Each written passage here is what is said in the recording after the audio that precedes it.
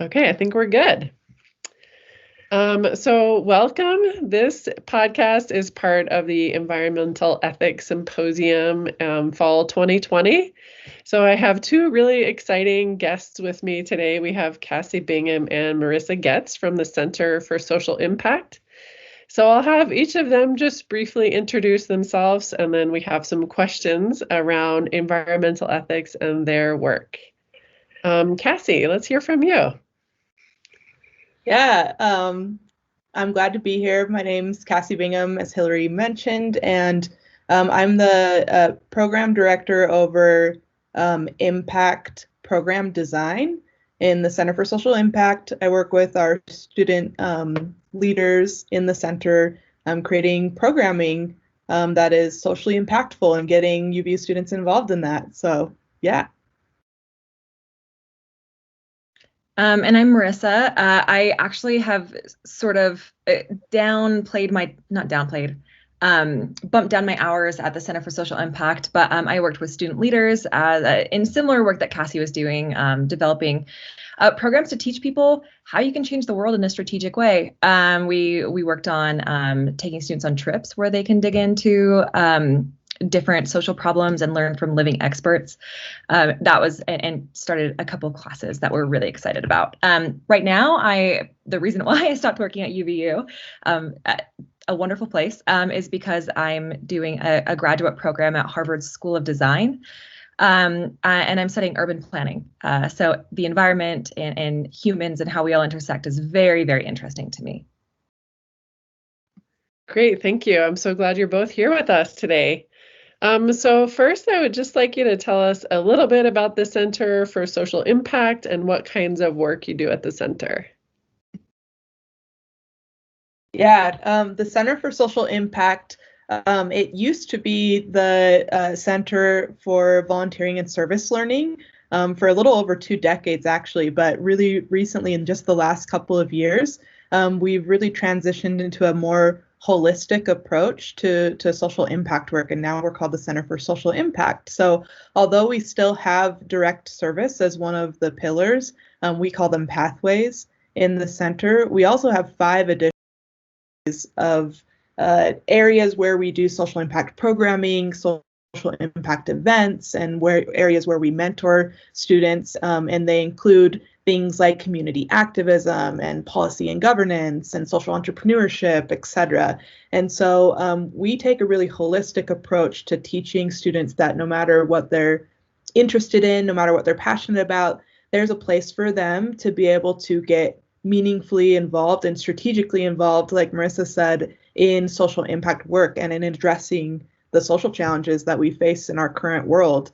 And a couple of the frameworks that we use to approach that are looking at problems through a systems lens, so systems thinking, and also design thinking. We teach students how to strategically design interventions for social problems, and that includes looking at problems through a systems lens. So yeah, that's what we did at the Center for Social Impact. And just to add really quick onto that, a lot of people think that because what we're called as the Center for Social Impact, quote unquote social, that has nothing to do with the environment. And anyone who assumes that could not be more wrong. I'm sure you'll hear through our whole discussion that the environment intersects with social so much, with our relationship with it. It impacts our lives, and also, we care about world problems beyond just humanity. Just wanted to make that very, very clear in this environmental ethics symposium. Yeah, that's great. Thank you so much.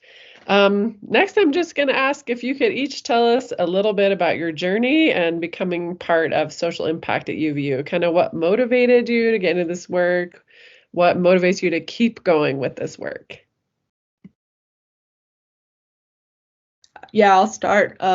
Actually, Marissa it was already working at the Center for Social Impact before me, and luckily, both her and I had been colleagues in college, and then we'd also worked together a little bit in various social entrepreneurship initiatives in Uganda, Africa, actually. And so she had reached out to me and said that the job was available, and I got excited because the way she was explaining the approach that the center takes, which I, just described as very holistic, was really appealing to me because I'm really interested in intersectionality and just the interconnectedness of social impact work. And like Marissa just mentioned, that involves not only our human relationships, but our relationships to the earth, our relationships to our physical surroundings and the systems that we live within. And so I got really excited, and I'm glad that I was hired. I've been at UVU for about a year now,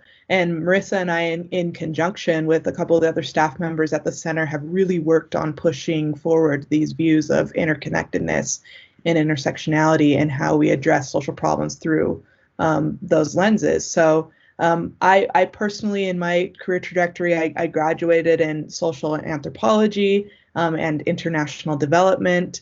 And so I had a lot of interest in how we address social issues. And then in my personal career, I worked in nonprofit organizations. I worked with international NGOs, doing various aid work and then development work and fundraising. And then I've dabbled a little bit in social entrepreneurship. But one of my biggest personal passions has been social justice, and especially racial and ethnic justice and equity. And so that's something that I've kind of brought to the table. But learning from Marissa, a lot of that, being a coworker with her, has been learning more about the environment and learning about the intersection that environmentalism has with social justice issues. So. Nice. Thank you so much, Cassie. Marissa, let's hear from you.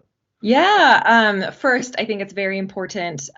Cassie is one of the most talented and intelligent people that I have ever met in my life. And so anyone at UVU, et cetera, please get involved with the Center for Social Impact and just learn from her. So important. We were so excited when Cassie accepted the position. My route has been pretty similar to Cassie's. I studied sociology, a minor in international development. The first class that we took together was an international development course, where we were both so intimidated and both thought the other person was so cool. Yeah, and I was also a Middle East Studies minor, and I think in all of that, I recognize some really important things, that we make a lot of assumptions about our way of life being the best way of life in the Western world, especially in the U.S., and that really colors a lot of the way that we look at and interact with the world. And I started seeing really big holes in that, and so that was able to pull me away a little bit from this general like white savior type of idea, which anyone who gets involved with the Center for Social Impact will learn more about that and what it means and the harm that it's done in the world. And so worked on a lot of similar things that Cassie did. Did a lot of international development stuff. Did some research on access to water in rural Malawi. Did research on agriculture in rural Malawi. Some really fun and interesting things that broadened my worldview a lot. I also did a lot of teaching in social impact during my undergrad. I TA'd for a class called Social Innovation, and I loved it. It's really amazing to see students come alive as they get better frameworks for critical thinking surrounding social impact issues. And so that was always so exciting. I felt like my light bulb continues to go off. And so it's so fun to see students, as they hear something, they'll be like, oh my God, I thought something so different my whole life, and this is blowing my mind. Because it absolutely changed my world. And so also growing up in Glacier National Park, Montana, like right next to it, has made the environment a huge part of my life. People look at it very differently than many people do in cities. And so understanding that and coming to Utah and seeing how differently people treated the environment, along with my work of access to water and agriculture in rural Malawi, have really fueled my interest in just finding different ways to think about how we improve our world. That's so great. Thanks so much. I'm going to kind of combine the next two questions, thinking about what does environmental ethics mean to you, and then what are a few of these ethics that are really important in your life and kind of guiding a lot of your thinking.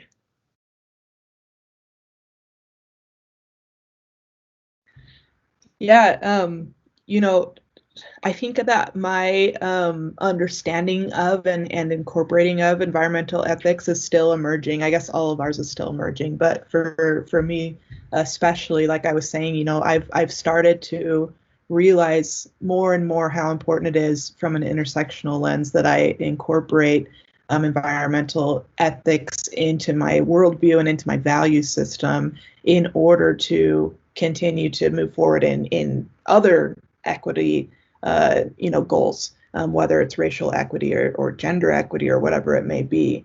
But I would say that for me, environmental includes that then, seeing how environmental issues can affect more than just the planet or some of the more surface level ways we think about it, but looking at, the geographical differences between where,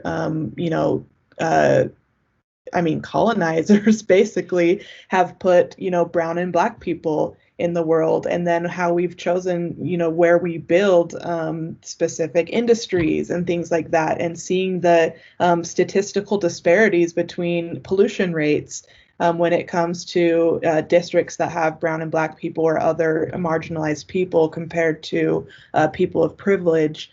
Right. Those are things that I've just now in the last few years started to become more aware of, and started to become aware of the fact that me being invested in having environmentally ethical values plays a role and affects the actual outcomes of various peoples in this world. And, you can zoom out even more to the global ethics of environmentalism when it comes to climate change and how that is affecting people who are marginalized or disenfranchised compared to people with privilege. Looking at, the populations in the world, especially in other countries that are being affected by natural disasters that are increasing, statistically increasing due to climate change, or that are being affected by drastic changes in weather patterns and things like that, and how that affects food availability and food accessibility and everything like that.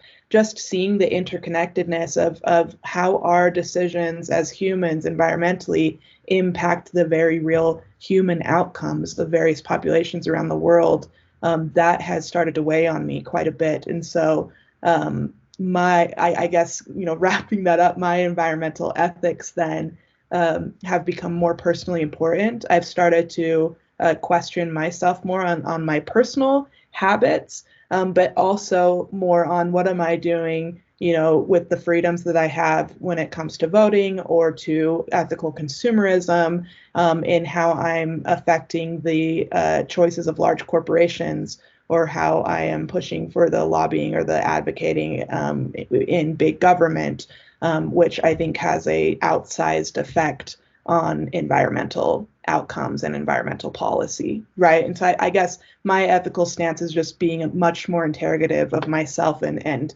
what I'm doing to influence these systems. Thank you. Cassie's always so hard to follow because she just manages to say everything in a perfect amount of time. I would say I agree wholeheartedly with everything that Cassie just said, and that anything that she said could be said for me and how I also feel about the earth. Some things to add to that is for so long, I was so interested in international development, I think because of that sort of white saviory, like, oh, I can help people in other places.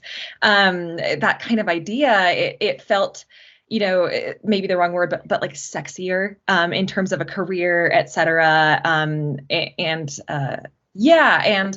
I started realizing the work that I'm doing in Malawi in researching access to water, in researching agriculture and how it's changed, is all directly linked to climate change, which is almost entirely driven by the Western world, our consumption, our modes of transportation, the way we do business. And so it became this question of how can I ethically go to other countries and say, oh, do this, like, how can we solve this problem? When the root cause of all the problems is it really comes back to my country's way of life. And so that's really where I began to interrogate that. And it's been a continuous process of that, and I hope that I do that for the rest of my life. Something else that has really influenced my environmental ethic is so Cassie mentioned earlier this idea of design, and how can we do this design in a way that we are creating that we are really solving problems based on the users of the systems, right? Like, our system of mass incarceration is not solving anyone's problems. It's actually causing so many, and it's hurting so many people. And it's not designed around the people of our country, and it's designed around white supremacy and upholding that. So when we think about designing systems, our environmental systems or our economic systems, it's designed around humans. And there's a reason why many scholars and writers have started to call this period of time the Anthropocene, which is, where basically everything sort of revolves around humans, and the changes that are happening in our Earth are happening because of humans, and because of our exorbitant consumption and quest for comfort above anything. And so I think I'm really interested in, there's some systems in design where humans are absolutely the users. They're the main people we must design around. But what does design look like when we're designing for people as animals, people as species, for humans as part of this bigger ecosystem? What if it was ecosystem design instead of human-centered design? If we stopped thinking about humans as the center of our Earth? And those are some of the really big questions that underlie my main environmental ethic and my actions, while also, we can't be perfect until we fix our systems.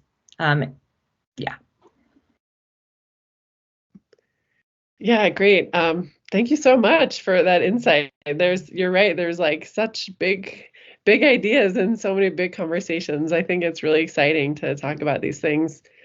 The next question you all touched on a little bit, but it's thinking about how the environment intersects with other things you're working on. So I like that you've talked a lot about interconnectedness and intersectionality, because that's kind of the same way I approach environmental issues. Is they're not just these isolated, kind of put the environment in a box and deal with like reducing your carbon or something. It's this really larger conversation about how you're living in the world and how you're approaching so many different aspects of justice, social justice, environmental justice, so many commonalities. So if you can talk just a little bit more about some of these ways that environment intersects with some of the other issues you're working on. Can I pop in first on this one? Great. Some of the things that I'm interested in, and also that are happening, like some exciting movement at the Center for Social Impact, is this big reckoning with ourselves about how we, the U.S. as a settler colonial state, have treated Indigenous people. And you cannot talk about environmentalism, about having a relationship with the land, without acknowledging that many of us who are here are settlers in a land that was not our own, and that the people who have led the way in sustainable lifestyles are Indigenous people, and yet they are some of the voices that we have silenced the most, and continue to do so, and that a lot of the new kind of Elon Musk type of sustainability people are taking a lot of those ideas from Indigenous people and calling them their own, when actually they're centuries old. Millennia old. And I think that's a really big thing that we're interested in, is this intersectionality of land sovereignty, of investing in Indigenous wisdom and communities, and how that relates to the environment, and in creating this sort of like a ripple effect throughout the U.S. And Cassie can talk more about the specifics. Yeah, and I'll talk a little bit more in a minute about the specific, projects that we're working on. But just to add to what Marissa was saying, I wholeheartedly agree with everything she just said about Indigenous technology, Indigenous knowledge, Indigenous wisdom, and how we often exploit or take instead of just share in or give credit for and utilize and reciprocate and all of the good things we could be doing with that. But I'll also add in there a little bit, another intersectional lens from the Black community. And from what we've been seeing in these recent and current events, with Black Lives Matter protests and all of the conversations and dialogue going around, what Black Lives Matter means, and various people fighting about if they support it or not. For me, and at the center, we support and endorse Black Lives Matter, just period. But for me, when I try to explain that concept to others, we might be focusing a lot on just individual incidents and events, like one instance, where a police officer has shot an unarmed Black man. And although all of those incidents are extremely important, especially when you see the statistical patterns of police brutality against Black people, Black Lives Matter is not only about police brutality. That's just one aspect. We have seen the systematic devaluing of Black lives across many sectors, across many fields, and in many ways, and not the least of which is in environmentalism. I mean, what I was already referring to when it comes to the actual geographic, districting of Black and Brown communities, with segregation itself during Jim Crow, but then also was upheld through these systems of design, like Marissa was talking about with redlining and things like that. But also when it comes to where we value actually intervening with even current day issues. Look at Flint, Michigan, right? And that was an environmental issue of, water purity and how the slowness to intervene with that problem and to try to correct that problem, right? And we still don't see it corrected. Thinking about how that environmental issue, had it been affecting a white community or a wealthier community, it probably would have been intervened with immediately, you're right? But instead we see it being completely ignored. And so there's so many ways in which Black lives, but also other, BIPOC lives in general are being devalued in terms of how we respond to environmental disaster, how we respond to environmental degradation, and things like that. And so I think it's important for us to acknowledge that when we're looking at these current day issues in disparities, how that intersects with environmental ethics and the people whose lives we're valuing or devaluing. Yeah, those are both such important issues that I think we think a lot about in terms of environmental ethics in my classes and other classes across UVU too. So I'm so happy to see that there's a lot of commonalities with the Center for Social Impact and other discussions being had on campus. So this kind of brings me to my next question, which is, what are some projects that you and your students are working on right now that are around these questions of environment and intersections? And maybe if there's ways that other students can get involved in those or learn about those? Yeah, I'll jump in on this one just because I am at the center more hours currently than Marissa is, although she was key in developing many of these programs and is a mastermind in helping us insert a lot of the intersectionality that we do find in our programs. Because we are so recently transitioning into this holistic approach to social impact, a lot of our programs are in the development stages. And so some of them are in terms of, student involvement from UVU. Some of them are like, to be announced when it's time for other students to come in, but we're in the active stages of developing them. But we have some exciting stuff going on in our philanthropy pathway. As Marissa, this is one of the points where Marissa was talking about, where we're trying to start to incorporate non-Western viewpoints on some of the parts of social impact. And so for philanthropy specifically, we've been just trying to set up a program where we're working in partnership with the Native Initiative at UVU to kind of reframe philanthropy away from the way that we necessarily look at it in a Western sense, and look at it more from an Indigenous viewpoint, where philanthropy is very much a healing method of distributing funds where they're needed, and looking at reciprocity and what that might mean, and where money is used and it's distributed in a way where we are respecting both humans and the land. And so we've got some cool things in the work. We're going to be working directly with hiring and working with Native students on this project. And some of the funding activities that we're looking into actually include some like ethnobotany things. We're looking into doing some hikes and stuff that students can pay for, where Indigenous hike leaders will talk about the land and talk about native plants and things like that in Utah.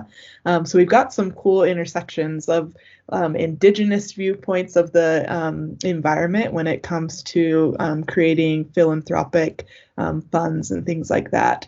So that's one of the projects we're working on. Another kind of environmental project that we're working on is what we're calling social impact boxes. Some students might have seen those already, as a few did this summer, but we're trying to focus on creating or curating some boxes with samplings of various ethical products, a lot of them being ecologically friendly products, so that students can start to think more consciously about their consumer habits. And so we're trying to introduce students to brands that are not just brands that are using it as a branding ploy to say, that they're eco-friendly or that they are in some way ethical, but our impact fellows at the center are actually vetting right now and doing deep research into what their actual practices are.